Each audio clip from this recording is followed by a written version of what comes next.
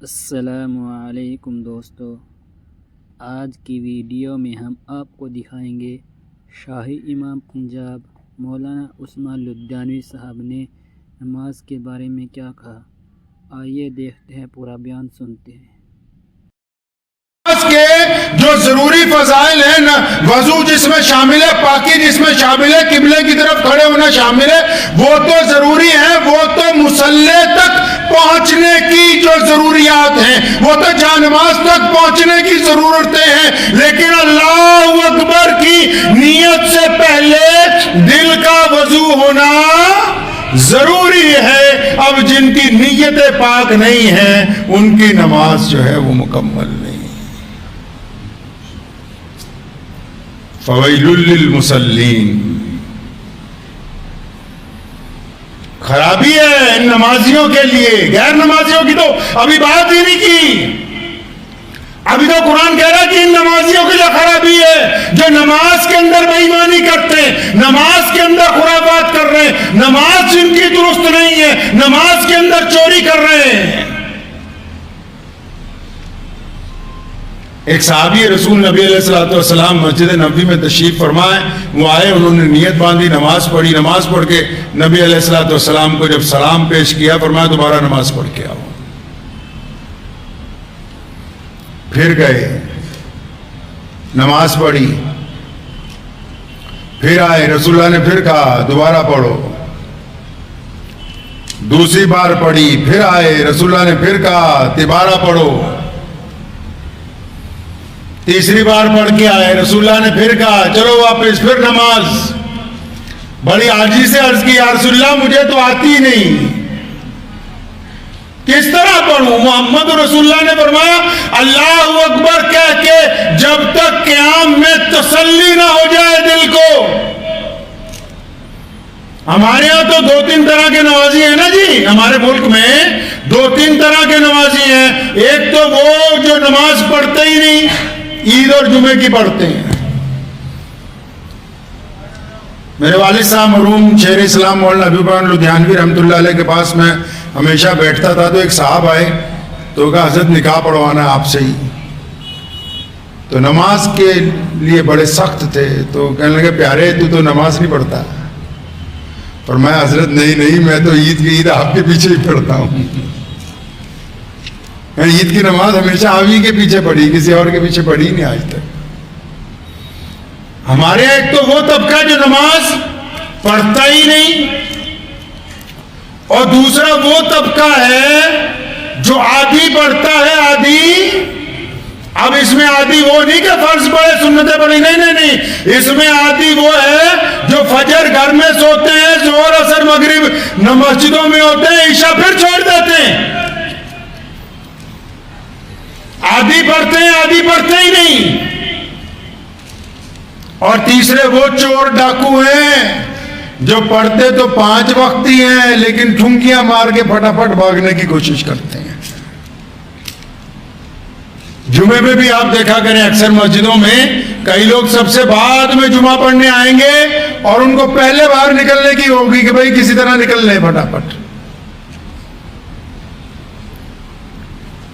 اللہ تبارک و تعالیٰ نے انہی نمازیوں کو کہا قرآن پاک میں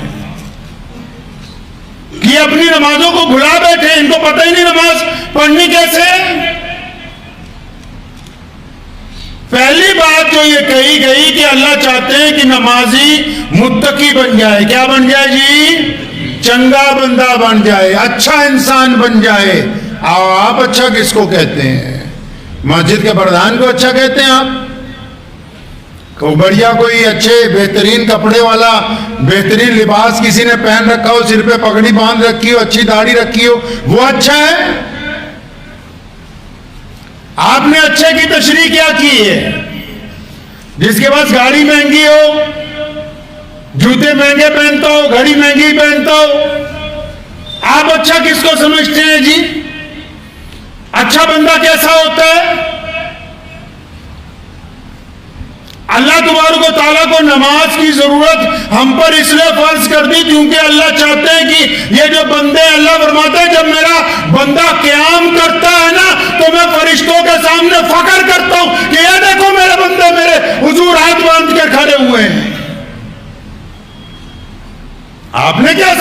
صرف نماز 2 رکعت کی چیز ہے؟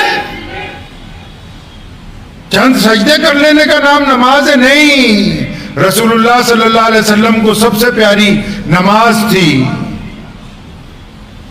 آخری وقت میں بھی امت کو بار بار کہا دیکھو نماز نہ چھوڑ دینا. لیکن کیوں بار بار کہتے ہیں؟ کیونکہ رسول اللہ صلی اللہ علیہ وسلم کو بھی پتا ہے اللہ تبارک و تعالیٰ نے اسی لیے نماز ہمارے اوپر فرض کی گئی. کیوں فرض کی گئی؟ کیونکہ اللہ چاہتے ہیں کہ یہ نماز پڑھنے والے لوگ اچھے بن جائیں. اکثر میں لوگوں کو کہا کرتا ہوں بھی اچھا آپ کس کو سمجھتے ہیں؟ اچھے کپڑے پہننا، اچھی سواری رکھنا، اچھا گھر بنانا، اچھا کاروبار کرنا، اچھی شکل ہو جانا، یہ اچھا نہیں ہوتا. جو اپنے ماں باپ کی اطاعت کرتا ہو وہ اچھا ہوتا ہے. جو کاروبار میں حلال اور حرام کی تمیز باقی رکھتا ہو وہ اچھا ہوتا ہے. جو کسی کی ماں بہن بیٹی کو دیکھنے کے بعد زنا کا ارادہ نہ کرتا ہو وہ اچھا ہوتا ہے. جو اپنے بیوی بچوں کے ساتھ صلہ رحمی سے پیش آتا ہو وہ اچھا ہوتا ہے. جو اپنے پڑوسی کے ساتھ بھائیوں کا تعلق رکھتا ہو وہ اچھا ہوتا ہے. جو ظالم کے خلاف مظلوم کی مدد کرتا ہو وہ اچھا ہوتا ہے. جن کی نیتوں میں دوگلا پن نہ ہو، جو سامنے کچھ ہو پیچھے کچھ ہو، وہ جتنے مرضی اچھے کپڑے پہن لیں وہ اللہ کے نزدیک اچھے نہیں ہو سکتے. آپ نماز کے مقصد کو تو سمجھیں، نماز کی وجہ تسمیہ کو تو سمجھیے آپ کہ نماز تو اس لیے فرض کی گئی، اللہ نمازی کو اچھا بنانا چاہتے ہیں. اب ایک بندہ نماز بھی پڑھتا ہے، جھوٹ بھی بولتا ہے، نماز بھی پڑھتا ہے، زنا بھی کرتا ہے، نماز بھی پڑھتا ہے، شراب بھی پیتا ہے، نماز بھی پڑھتا ہے، بے حیائی بھی کرتا ہے، نماز بھی پڑھتا ہے، بدماشی بھی کرتا ہے. اس کو خود پتہ ہونا چاہیے کہ یہ نماز نہیں ہو رہی، یہ نماز نہیں ہے. قرآن نے کہا کہ یہ ریاکاری کر رہا ہے، یہ دکھا دکھا کے نمازیں پڑھ رہا ہے، یہ اس کے منہ پر مار دی جائے گی. یہ نماز نہیں ہے. میں ایک دفعہ یہاں قریبی ایک شہر ہے، وہاں نماز پڑھی میں نے زور کی، تو امام صاحب نے 20 منٹ میں نماز پڑھائی. میں نماز پڑھتے ان کو پوچھا بھائی کیا آفت آ گئی؟ اگر یہ متولی کہتا ہے بڑے آرام سے نماز پڑھو، کیونکہ یہ مجھے نوکری سے نکال دے گا، اس لیے پھر میں نے سوچا خوب اطمینان سے اللہ کے بندے، جو بندہ مصلی پر کھڑا ہو گیا اس کو تو بڑی نماز پڑھانے کی اجازت ہی نہیں ہے. پیچھے بچے بھی ہیں، بوڑھے بھی ہیں، بیمار بھی ہیں، تندرست بھی، ہر طرح کے لوگ ہیں. اسی لیے تو حکم ہوا کہ ہلکی پھلکی نماز پڑھو. جس نے اپنے نفل پڑھنے، رات کو تہجدیں پڑھنی، ساری رات قیام کرتا رہے، اس کو کسی نے نہیں روکا.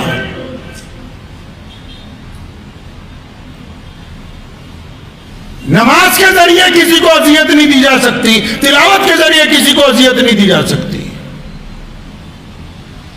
نماز کا مقصد جو ہے تکبیر تحریمہ سمجھتے ہیں نا، نماز میں پڑھتے ہیں، اس کا مطلب کیا ہوتا ہے؟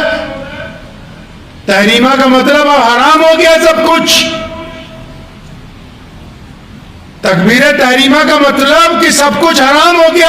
کیا حرام ہو گیا؟ جو بنا نماز کے حلال تھا، گفتگو کرنی حلال تھی، کھانا پینا حلال تھا، ایک دوسرے سے گپ مارنی حلال تھی، پانی پینا حلال. اب نیت باندھ لی، اب دنیا کی تمام چیزیں حرام، اب بس اللہ کی طرف متوجہ ہیں. اب توجہ اللہ کی طرف چاہیے. اب ہمارے یہاں نمازی جو ہیں، ایک تو وہ جو نماز پڑھتے ہی نہیں، دوسرے وہ جو آدھی پڑھتے ہیں آدھی نہیں پڑھتے، تیسرے وہ جو نماز پڑھتے ہیں لیکن ماشاءاللہ اتنی تیز رفتاری سے پڑھتے ہیں کہ یہی پتہ نہیں لگتا نماز شروع کب ہوئی تھی اور ختم کب ہو گئی. قرآن نے کہا نا کہ اللہ کی مدد کو پکارو نماز کے ساتھ، صبر کے ساتھ اور نماز کے ساتھ، لیکن یہ دونوں کام مشکل ہیں. قرآن نے کہا کہ اللہ کی مدد کو پکارو صبر اور نماز کے ساتھ، لیکن یہ دونوں کام مشکل ہیں. ہم چاہتے ہیں کہ جلدی جلدی ہو جائے،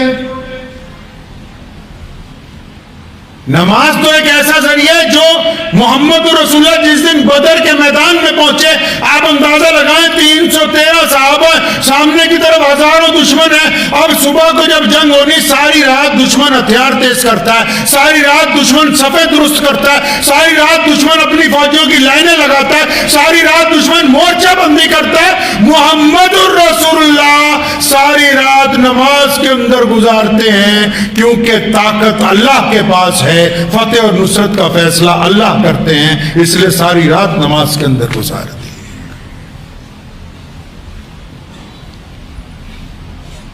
حضرت عمر رضی اللہ تعالیٰ عنہ مسلمانوں کے خلیفہ بنے تو حضرت سعد بن ابی وقاص رضی اللہ تعالیٰ عنہ ملک شام میں فوجوں کے کمانڈر تھے، تو خلیفہ کی طرف سے کوئی نہ کوئی حکم آتا رہتا تھا سرکاری۔ تو ایک دن قاصد آیا بڑی تیزی سے مدینہ سے حکم لے کے، سعد بن وقاص رضی اللہ تعالیٰ عنہ کے نام۔ اب انہوں نے سوچا پتہ نہیں کون سا نیا آرڈر آ گیا، ابھی کون سے شہر کی طرف جانا ہے، کیا کرنا ہے۔ حکم نامہ کھولا تو مسلمانوں کے خلیفہ نے حکم دیا حضرت سعد بن وقاص رضی اللہ تعالیٰ عنہ، فرمایا فوج میں پتہ کر لو کتنے بے نمازی ہیں۔ مسلمانوں کے اس لشکر میں پتہ کرو بے نمازی کتنے۔ قاصد سے پوچھا ان کا پتہ کر کے کیا کرنے کا؟ خلیفہ کہہ رہا سب کو نکال دو۔ لوگ میدان جنگ میں طاقت اور بڑھاتے ہیں، انفرادی قوت کو اور بھی اضافہ کیا جاتا ہے، یہاں حکم آ گیا کہ جتنے بے نمازی ان کو باہر نکال دو۔ فرمایا جتنے بے نمازی ہیں ان کو باہر نکال دیں۔ آگے حضرت عمر رضی اللہ عنہ نے جو بات لکھی آب زر سے لکھنے کے قابل ہے، لکھا حضرت سعد بن وقاص رضی اللہ تعالیٰ عنہ کو، فرمایا سعد ان تمام بے نمازیوں کو باہر نکال دو، اور یاد رکھو کہ جو بندہ اپنے رب کا وفادار نہیں ہو سکتا وہ تمہارا وفادار نہیں ہوگا۔ جو اپنے رب کا وفادار نہیں وہ تمہارا وفادار نہیں ہو سکتا۔ نبی اکرم صلی اللہ تعالیٰ علیہ وسلم نے بار بار تلقین فرمائی نماز سفر میں قصر ہے، میدان جنگ میں قصر سے بھی قصر۔ 4 کی 2 کر دی سفر میں، میدان میں 2 کی بھی 1 رکعت کر دی، لیکن نماز پڑھنے کا حکم باقی رکھا تاکہ اللہ کی مدد نماز کے ساتھ آتی ہے۔ لیکن ان نمازیوں کے لیے نہیں ساتھ میں جو ہونی بزدل، وہ سوچ رہے ہوں کہ صرف بس جو اللہ کے علاوہ دنیا سے ڈرتے رہیں ان کی نمازیں نہیں ہیں، جن کے دلوں میں خوف بیٹھ گیا۔ نماز تو اس بات کی علامت ہے کہ میں اپنے رب کی مدد کے ساتھ اب باہر نکلوں گا، اپنے رب کی مدد کے ساتھ اپنے آپ کو گناہوں سے روکوں گا، اللہ کی مدد کے ساتھ اپنی آنکھوں میں شرم و حیا پیدا کروں گا، اللہ کی مدد سے میری زبان دوسروں کو تکلیف نہیں پہنچائے گی، اللہ کی مدد سے اگر کوئی بندہ کسی مظلوم پر ظلم کرے گا تو ظالم کے خلاف سینہ سپر ہو کے کھڑا ہوں گا، اللہ کی مدد کے ساتھ میں غریب لوگوں کا ساتھ دوں گا۔ نماز اس بات کی علامت ہے کہ نمازی بندہ بے خوف ہوتا ہے، نمازی بزدل